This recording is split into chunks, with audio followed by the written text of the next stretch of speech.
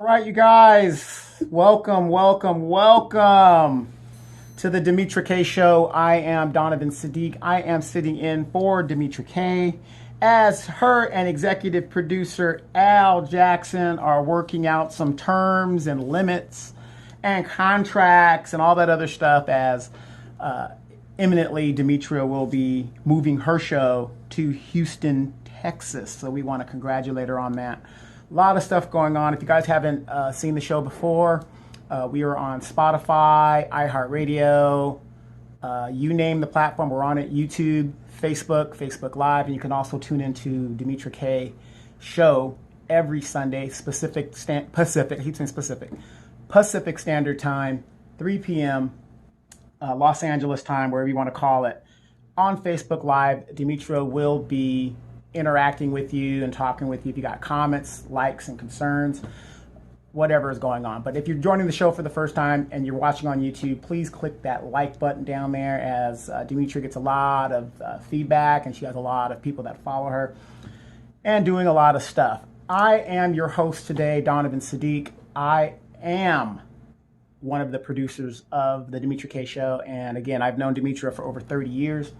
And this is something that we like to do. And I want to be the first to say on record, I discovered her. So when you see a diamond, you don't just walk by, you go ahead and pick it up. And she's dropped a lot of knowledge, a lot of things happening in the world today that she's giving a different perspective. So today we want to talk about well, before we get into that, also thank you to Marcus Guyton, who does a lot of the bells and the whistles behind the scenes, and we thank him for all that he does. And if you guys get a chance, right now what you're actually seeing and hearing is our podcast. So we are on a bunch of platforms. You can't miss us. If you're sitting in that LA traffic, Atlanta traffic, New York traffic, Houston traffic, wherever you're at, hey, you're sitting in a parking lot anyway, just go ahead and tune on, and maybe we could exchange ideas and maybe hopefully open your mind to some different ideas of what's going on, especially in things that affect the Black community.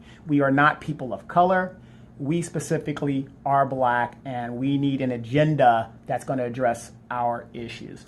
So a lot of stuff going on today. We're going to talk about the artist known as Lizzo, whatever's going on.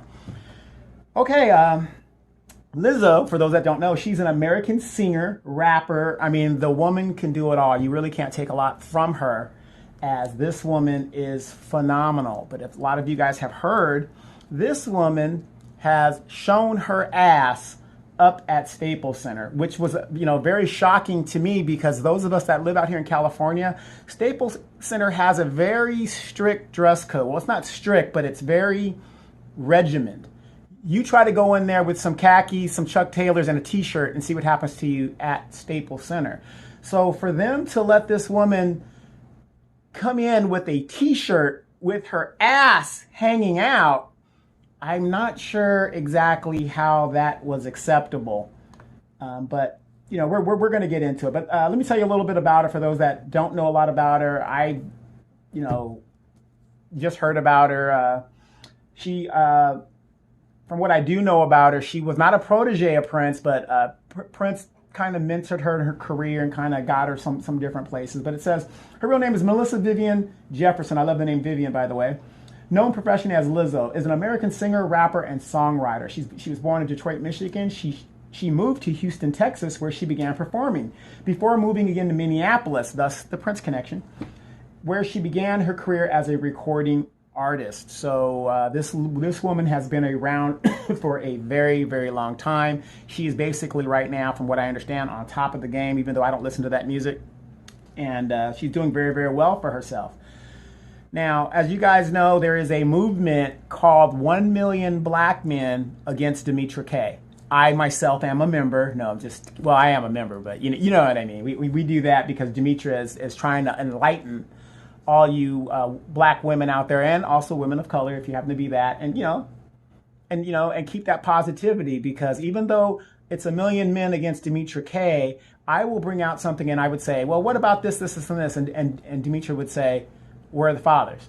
And it totally counterbalances my my thought and it's just kind of thought-provoking, and it brings different things. So you guys have seen the video. She's at the Laker game, and they I guess play her song, and she gets up, and to me, I think this was all staged. It's all about getting likes. I guess a couple of days ago, she was the #1 news item or Twitter item or something on the internet because she showed her big fat ass. Okay, now I like thick women. I don't like fat women. There's a big difference. If you got curves, you're what I would like. But it just makes no sense to me how you could be a entertainer. You are on top of your game, and yet you do the most ratchetiest things that you do to get attention. There's a saying by a good friend of mine, Tommy Sotomayor. He says black women are, not just black women, but especially black women, are in need of DNA, dick and attention. That's their biggest thing. And it made no sense. You're sitting at $5,000, $10,000 courtside seats at a Laker event where there are family members, and it's a family event. You've got children there and people who come to see a Laker game. And they played her song, and she gets up and she starts twerking. And that wasn't a dress she was wearing. If those of you guys that know fashion, you can look at it and obviously see it was a shirt. So she goes up there and she twerks her fat ass to her own song, and you see her in the thong and stuff. And then I guess what she didn't anticipate was the backlash. Now, big ups to Lizzo for representing big women. I mean, and this is not about body shaming and things like that. If you can't love yourself first, who's supposed to love you? So, big up for her for, doing that empowerment movement to tell big women or fat women or grossly fat women, delusional big fat women, that they're beautiful, but if you're 4'11" and you're weighing 480 pounds, I kind of have to question that thing. But you should love yourself regardless, because we are all differently made. We're not all supposed to be the same. So she represents for black women, and I guess the reaction that she was expecting wasn't what she expected. Because you got to remember, it's not going to be the millennials that is going to be writing those checks, Lizzo. It's going to be people like myself and people that have been in the game for years. You never saw Aretha Franklin. Aretha Franklin's a big girl. Aretha Franklin is a big girl. But everybody wants to party with Aretha when she sings. Nobody cares. Luther, that was a big man, but everybody wanted to party with Luther when he started singing. I mean, come on. So she didn't get the reaction I guess she expected, and the backlash was severe and quick. And I guess her PR people went to work and tried to, throw it out as, she's just being herself and being who she is, and she doesn't care about what people think. I think you do when it affects your coin. At least you should when it affects your coin, Lizzo. But who am I to say what is standard and what's not? I mean, dress like you want to, express yourself. I'm all for that. 24 years in the military. That is what I put my life on the line for you to do. Express yourself. But there are uniform standards. Now, you don't think you did anything wrong, but do you think I want my son seeing that? I mean, it just doesn't make sense. And then they try to say that what's the difference between what Lizzo does and what the Laker girls do? Well, the Laker girls aren't wearing thongs, and they ain't got their ass cut out in the back and twerking. Okay, that's something that I don't think at a family event people should see. Now, if we were at a Lizzo concert and that's what she wants to do, that's her concert. She should be doing that. But totally unnecessary. And, the sad thing is, the next day on The View, Whoopi Goldberg and a few of the ladies on there, Meghan McCain, they were co-signing on, what she did. Like, hey, she's expressing herself. It's okay. It's no big deal. What's the big deal? Okay, you've got people out there that want to express themselves too. Is it okay if I just walk naked down the street? Well, you guys would be scared. It's not Halloween, so Or better yet, not Halloween. It's not April Fool's, so you won't be laughing. But anyway, is that acceptable behavior? I'm just expressing myself. Is it okay if somebody else puts on a thong and walks into a church somewhere with nothing at the top? They're expressing themselves. There's got to be a uniform standard. And, it's just crazy how these other women, I mean, that is almost indefensible to try to defend that. And hey, if that's how you roll, that's how you roll. But there's a time and a place for everything. And again, the backlash is very severe. Don't do what you did, because obviously there's a video of you coming into Staples Center and you didn't give a damn. I don't give a fuck. I'm going to express myself. I'm going to do what I got to do, blah, blah, blah, blah, blah. A planned event. It didn't go the way you want it to go. How do you expect people to respect you as an artist or even as a person, and you don't even respect the people who might possibly buy your music? Lizzo, if you had a child and a bunch of men are running around with their D's just flapping in the wind, would that be acceptable to you? They're just expressing themselves like you. But your attitude is, I don't give a fuck. It's all about me, blah, blah, blah. Lizzo, please take some advice. That kind of attitude should be kept behind closed doors. You're a public figure now. You're on top of the game. And what's going to happen is you are going to end up in an Antonio Brown situation where you are going to basically move your ass right out of your industry. And the only people that are going to take you seriously are the very ratchet street urchins that you try to appeal to. Come on now. I honestly believe you can do better than that. You're a beautiful young lady.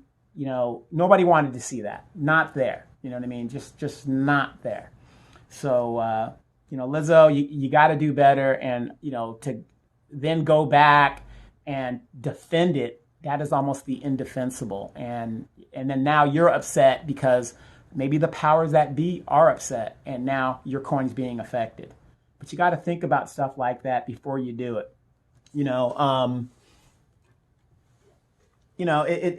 It's just, you need somebody on your PR team. That wasn't the move to do, because as you get older and your music starts changing, and the music does change, if you want to stay relevant, that's not the way to do it. And for those guys, I wish Demetra was here today so we can have a debate on this is what we're talking about.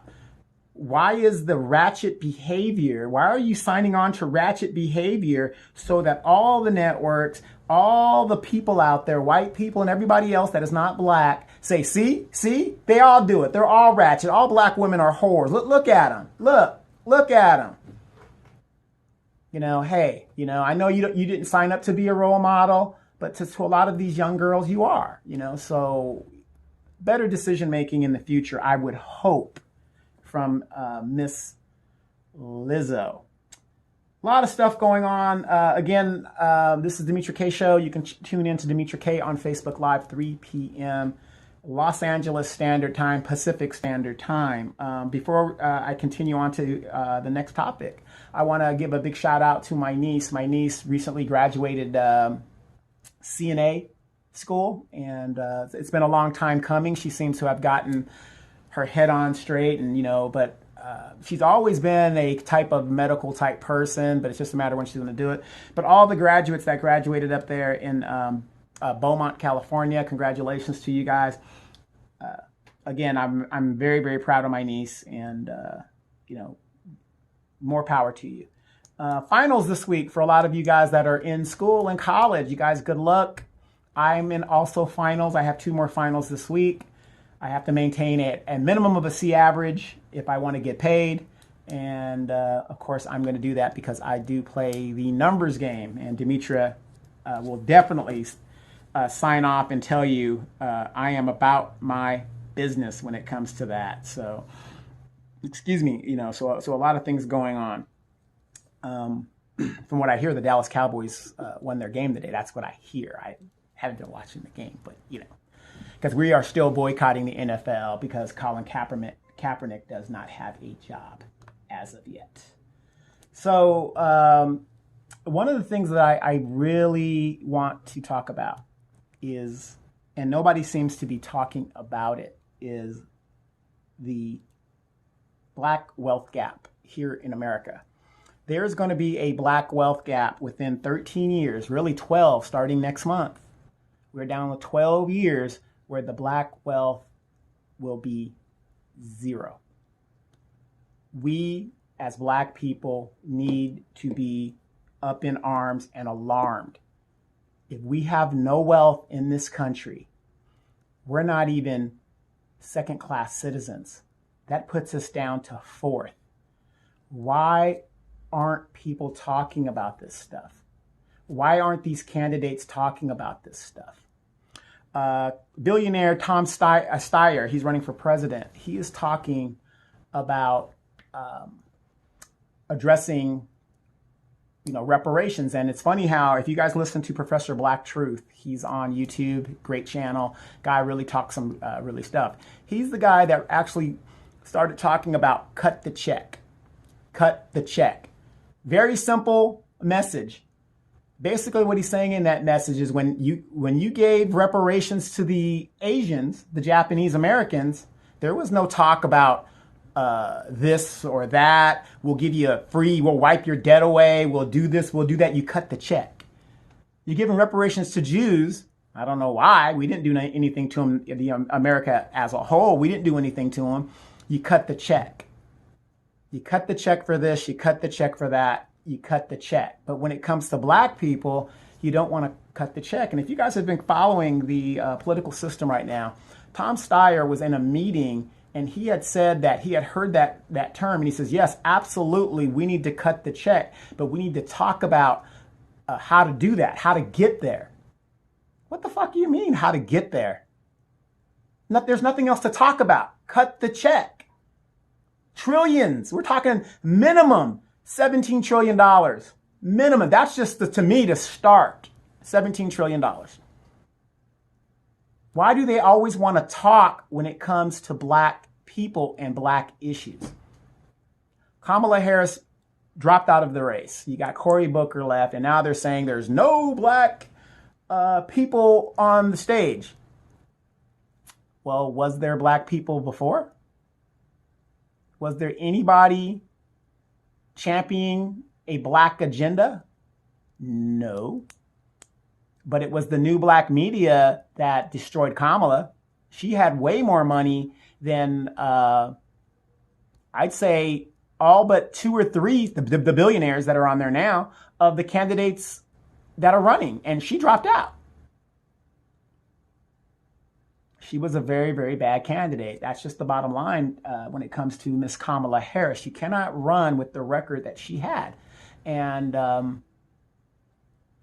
but Tom Steyer says, how do we get there when it comes to cutting the check is we should look to South Africa. What a coincidence. Demetra Kay and I recently have come back from South Africa.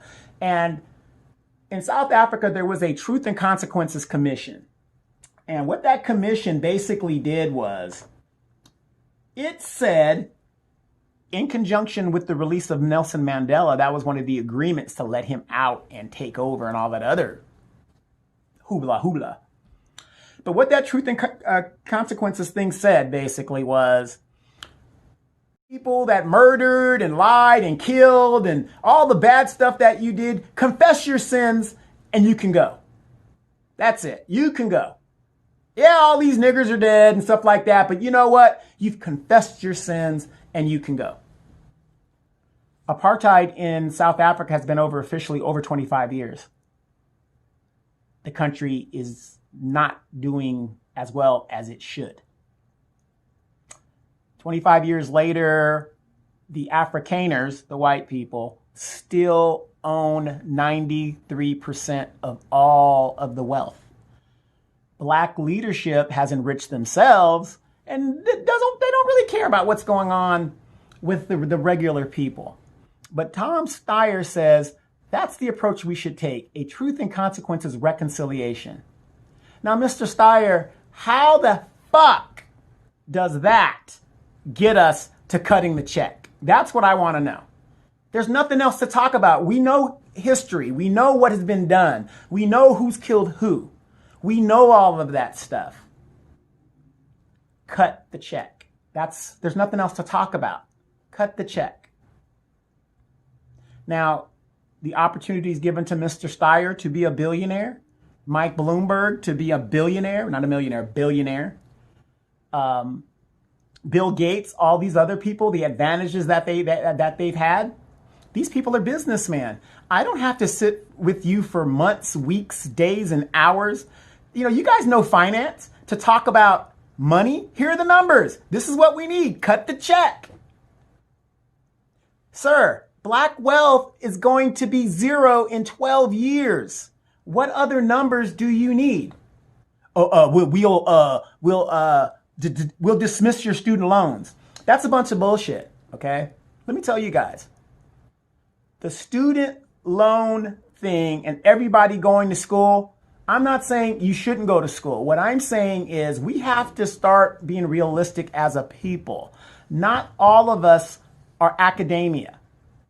Not all of us are academia. To me, the only people I see working are the people that can work with their hands. Beauticians, construction, auto mechanics, aircraft mechanics. These people are still working. But the people that I know that have degrees, you're competing with everybody else to get the same degree. And we know we're at the bottom of the pile. New Black Media is the one letting you guys know what's happening. If you guys do not believe what I'm telling you about black wealth, get on the internet, Google it. Black wealth will be 0. Then what are we going to do? Where are these champions of black people? What's the point of the Black Caucus if they're going to champion somebody else's cause? There's a Hispanic caucus in Congress.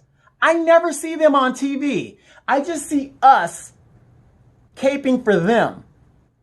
Where's the Hispanic Chamber of Commerce? The Democrats, if you guys been on my Facebook page, I put up a caption where you see Nancy Pelosi and all of these Democrats, prominent ones, Aunt Maxine, all these people that are in there, and they have a sign talking about DACA and how they support DACA or something like that. And it just made me wonder, we can't even get an agenda specifically for us. You cannot, the wealth gap. How do you close a wealth gap if everybody gets the same thing? We are historically and factually behind everybody. They say the average black family's wealth is $15,000. What's the poverty wealth in the United States? $15,000, about, give or take. $15,000. We are right there. Poverty. The majority of us. If everybody else gets $10,000, the same as we get $10,000, how does that close the wealth gap? It doesn't. We're still behind. One of the biggest mistakes Kamala Harris made was in that interview where she said, I'm specifically not going to do anything for black people. No, I'm not going to do that. Well, we got to find another candidate. The only candidate that is basically using numbers and seems to be the only one that is, he's not championing our issue, but he understands the issue, is Andrew Yang. He's talking about that freedom dividend. $1,000 would help me out. It'd help a lot of people that I know out. He's the one that even gave the number of black wealth in so many years. But nobody can vote for Andrew Yang. Isn't that funny? An Asian guy knows more about the black agenda and what the black people need than the black candidates and the people of color candidates. People say, well, Donovan, you kind of like Tulsi Gabbard. Yeah, I like the way she shanked Kamala. I like that.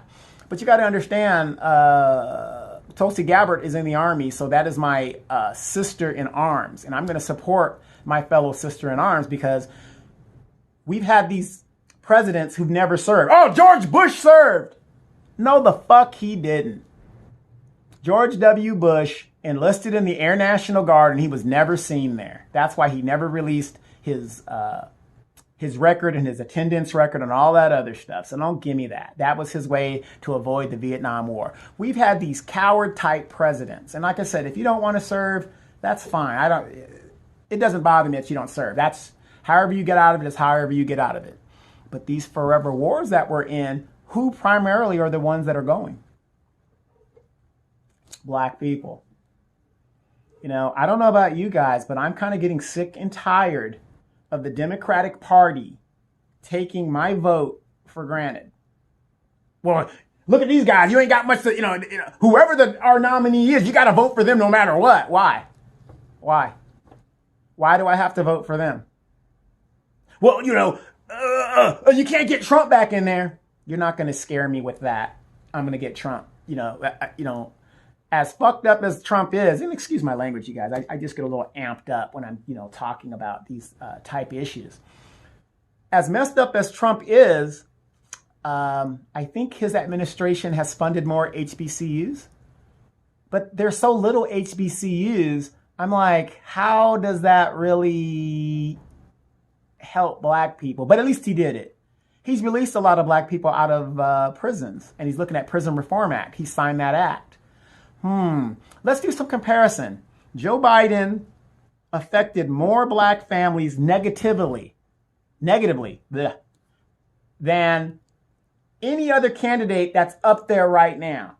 Now in California, Kamala Harris just destroyed people, not just men, women as well, single mothers, you name it, she did it here in California. So she's gone now. Pete Buttigieg, that guy, he can't even control his own city. Fired the first black police chief there. There was another shooting there, and he had no way to address it. Very, very sad. Very, very sad. And he's going to go around to these churches and say, well, I had no idea that the racism and stuff was like just out of control. What the hell do you think black people have been talking about for years? Years now. You just figured it out? I was out and about. Whenever I go out and about, like you go to these stores now, and these corporations are so big in trying to save money. They don't want to buy stamps anymore and mail you your bill, so they want you to do it. I'm not an employee of the company, but they want you to do it yourself online. And then if you don't take the paperless option, they force it on you anyway, right? So now you go into these stores and they give you the option, and they're slowly trying to phase that out. Oh, do you have an email? We can email you your receipt. I'm a black man. You expect me to walk out of this store without a receipt? You're kidding. You're kidding. What world do you live in? You got to be kidding. Do I want it emailed to me? Are you kidding? So this is where we're at, people. This is where we're at. And as a black person, it's not getting any better. When our wealth goes to zero, we will no longer be first-class citizens. We will no longer be second-class citizens. We will be fourth-class citizens because we have nothing to contribute. We give away $1.3 trillion of our money every year. We are the foundation. Are you guys not tired of other peoples coming to this country and then stepping on us and using the programs that our ancestors fought for to their advantage? Why is it that person who came from somewhere in Southeast Asia gets a 3% loan and I get 16? Why don't we ask these questions? When are we going to stop voting for these Maxine Water type people who don't do anything for us? Wasn't it the Democratic Party that helped usher and destroy the black family, saying, okay, black woman, you could do whatever you want to do. You just got to get rid of this man out of your house. You don't need no man. And it's so sad that a lot of black women bought into that. And they're still buying into that. I have a niece right now that buys into that. There's nothing wrong with being married or having, that person. Black woman, we need you just as much as you need us. I get so sick and tired of these black women running down black men. And then when you ask them what happened, it's like, well, he ain't acting right. Well, you can't control him. He's a man. Well, why can't women be in charge? You can be in charge. When it's something that is of yours to be in charge of. But a man is going to be a man. You can't make that man be a father. You just can't. He's got to be the best father or the man that he knows how to be and how he was trained. That's why, ladies, when you see these young men out here acting up, so emotional and whatever, and lacking responsibilities, where do you think they learned that from? Obviously not the father, because he's locked up somewhere or he's jilted his responsibilities. But that doesn't make you as the mother and the first teacher absent from teaching them the right way. You don't have a brother? You don't have a male cousin? Somebody positive to mentor this young man? I'm sure you do. So we can't keep using these excuses, especially when the clock is ticking. We have 12 years. Then what are you going to do? Well, we'll give you guys free education. Free education isn't going to help us. Do you guys realize that the value of sitting down and talking to a billionaire or a successful person doesn't take years? It might take a few hours. Sean Puffy Combs interned for, I forgot, MTV or whatever. That's how he technically got to start. Then he jumped over to Uptown Records or whatever, and so on and so forth. How long did he do that before he learned and unlocked the secrets to be successful? I mean, this is all a game. And I don't understand why people haven't figured it out yet. You got your Joy Reids out there now talking about bots and, all this other stuff. Isn't it funny how she never talks about that when it comes to Hillary Clinton? The Kamala Harris campaign was, done by, who are you to tell us who we should vote for and expose? Do you guys actually believe this impeachment thing affects you in any way, especially if you're a black person? It's just a distraction. It doesn't mean anything. Should they do their job? Absolutely. Put this guy in check. There's nothing that's going to eat Trump up more than being in the history books as the third impeached president. Is he going to be acquitted in the Senate? Of course. Of course. Is he going to win re-election? Of course. But why is he going to win re-election? Think about that. Why is he going to win re-election? Look at the candidates that are up there. Everything is being done to deny Bernie Sanders the nomination. Everything is being done. They are going to do, the Democrats, Dummycrats as I call them, are going to do everything possible to go to the second ballot and use the superdelegates to nominate who they want. Your vote's going to be discarded completely. And then that candidate doesn't have a chance in hell against Donald Trump. Even if that candidate gets 12 million votes more than Donald Trump, because he's going to control the House of the electorate, the Electoral College. That's the game that we're in.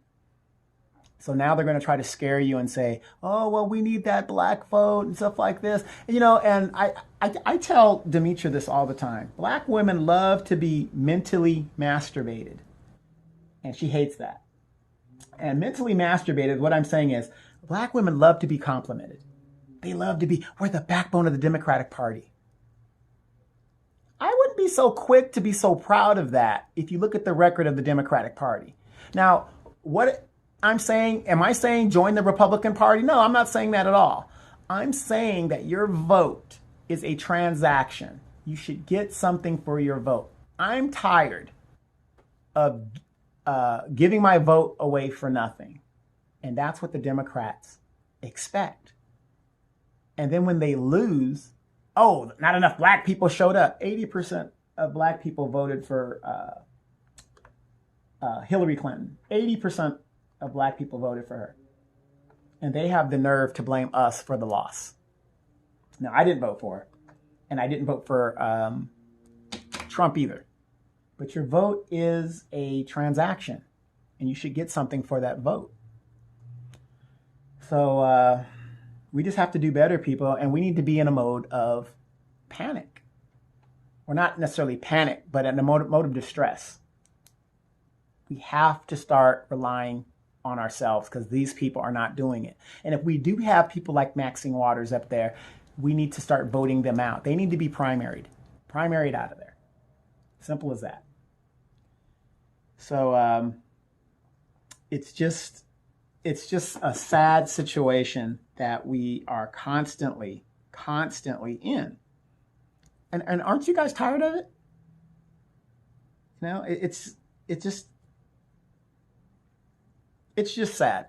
It's just sad all around. And if we don't do better and realize that the clock is ticking, we're definitely going to lose. We're definitely going to lose. But tell me what you guys think about this topic. You know, give us your feedback. And if you guys got any other topics you guys want to talk about, let us know. Here in Southern California, it is pretty cold. It was kind of hot today. Well, not hot, but it was sunny. When it's raining and stuff, people out here just lose their minds when it rains. Even if it drizzles, they just go nuts, and it's just incredible. It's just incredible. But Dimitri K will be back next week. You guys don't worry about that. Again, executive producer Al Jackson came out, and if you guys have never met Al, I wish he left today to go back to Houston, by the way, but. The man is a genius when it comes to comedy. The man needs to start, and I'm sure he just writes jokes down on a constant basis. This man needs to be in Hollywood writing a script and a comedy show and all that other good stuff. But I want to kind of transition real quick before we go. We got about 7-8 minutes to go. Star Wars. The rise of Skywalker. All the leaks are out there, and you know it's been spoiled for a lot of people. The minute I saw The Force Awakens, personally, I said, "What is this that I'm watching? This looks like a remake of A New Hope," and it's just been going downhill for that ever since. And you know, and that's another thing you got to think about: escapism. There is more escapism now than there was in the 1930s. And that's because when the stock market crashed, to keep people's minds off of a revolution, you had your Shirley Temples, you had your Fred Astaire's, you know, and you know you're getting old when you talk about these icons of Hollywood, and these young people are like, who? What? I will say Dr. J, Julius Erving. These young kids don't even know what I'm talking about. They don't even know what I'm talking about. You know, and speaking of Julius Erving, as you guys know, I do coach recreational basketball here at the city of Moreno Valley. It's one of the many ways that I give back to the community, and I got a decent basketball team now.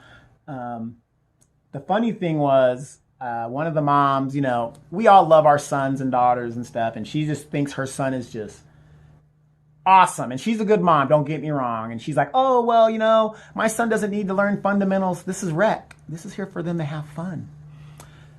So being the wily person I am, the next practice, I made sure to expose her son, you know, for some of the flaws that he has. I mean, he's only 11 years old right now. You know, let him have some fun. Let him learn what he can learn.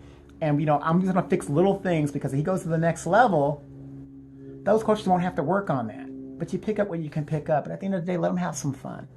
So a lot of you moms out there, I mean, you guys go full burn for your sons and daughters. And I know you want them to make it and then buy mama a house and all that other good stuff. But don't you think that's a lot of pressure to put on a kid, that burden of, oh, I got to take care of my mama. You know, I got to make it. I honestly believe it puts a psych on them, because when they don't make it, then they feel like a failure. And then they turn to other means of coping with that failure. So, you know, moms, dads out there, you know, let them be kids. Just let them be kids for now. You know, when they're ready and they're in high school, junior high school, and they start playing a little bit more organized, where the rules are a little bit more rigid and they've got to be disciplined, that's when you know, if the child is really ready to be serious about that commitment. But in the meantime, let them be kids. And my style of coaching is I always use my military background and I reinforce what I'm coaching. You know, it's kind of hard when you only got an hour. An hour to me is not really a lot, but in that hour, I slam a lot into them and I just keep them reinforcing. And I'm very, very successful with the kids that are very shy and stuff. And I try to bring that out. And I always tell the story of my one kid. His name is Diego. This kid had big glasses, very shy, didn't know anything about basketball. I mean, he was like just out there like a tree. He didn't know what to do. And no, was he going to be a scorer? Not right now. So I told him, I said, Diego, I'm going to make you a defensive machine, because that's something I knew he could do. Now, 2 cycles later, this kid is totally unidentifiable from where he was. Outgoing a little bit. He's aggressive. He knows how to get the D going. I mean, he just loves it, because that's what he brings to the team. And I told him, I said, man, you're going to get better and better and better. And as he gets stronger and older, he's definitely going to learn how to shoot. And, you know, and he's shooting now, but I'm just saying he's really going to get into it. But his defense is solid. So let's not try to put pressure on these kids and make them grow up as faster than they need to grow up.